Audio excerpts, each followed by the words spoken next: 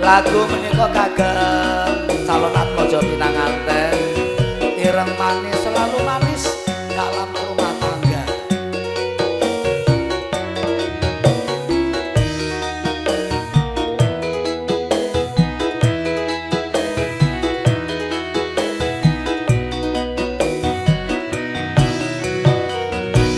Yen lalakonmu jamane nalikane pawulangan aku duwe kanca putri kambyang ayo lahir lan batine sering dolan ing omahku perlune mung sinau bebarengan suwe-suwe aku tresno mergo kelingan ireng manise nadyan suwo ora bisa urip bebarengan sanadyane kuwe sumpah tetep tresno lahir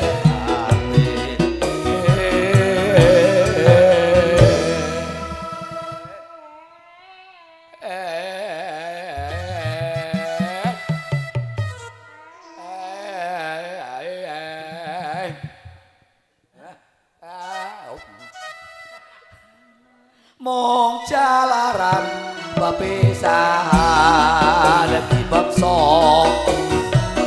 omah-omah wong tuwane atiku ra bisa ilang mergo kelingan ireng manise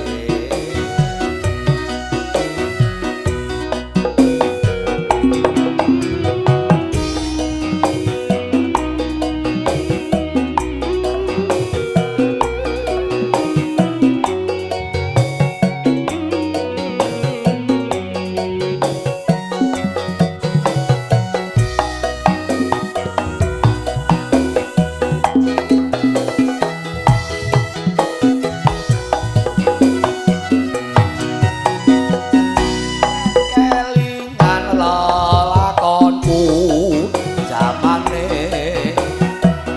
nalikane pawulangan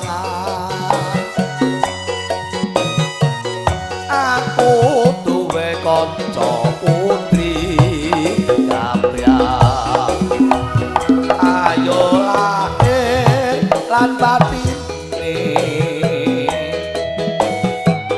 sering dolan ing omahku perlune mung sinau bebarengan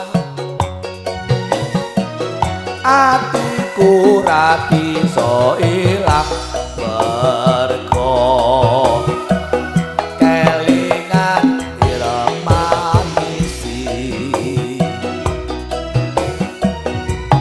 nadyan suwo ora bisa urip bebarengan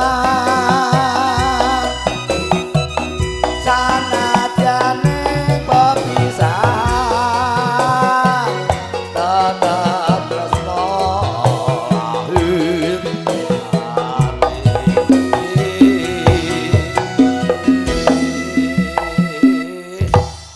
aku ageng nembangke kelingan aku zaman sekolah.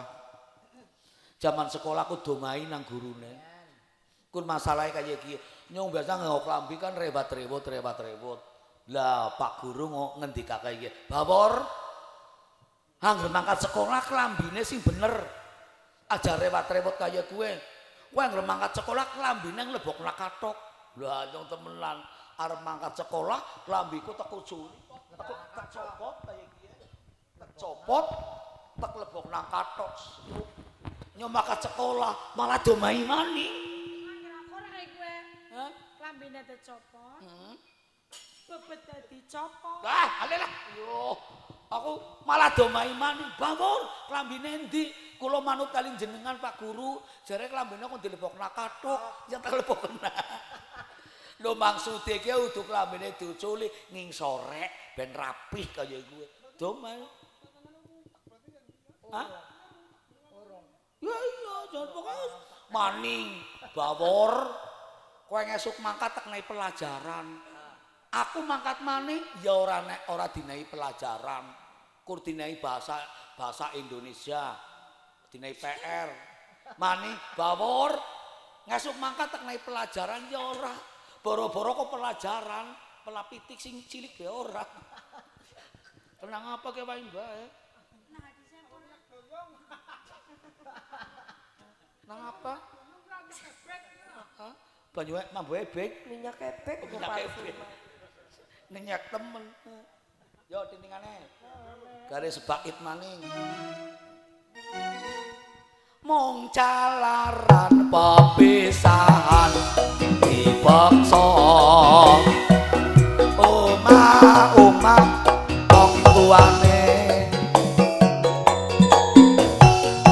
ati kurang bisa ilang mergo kelingan mati.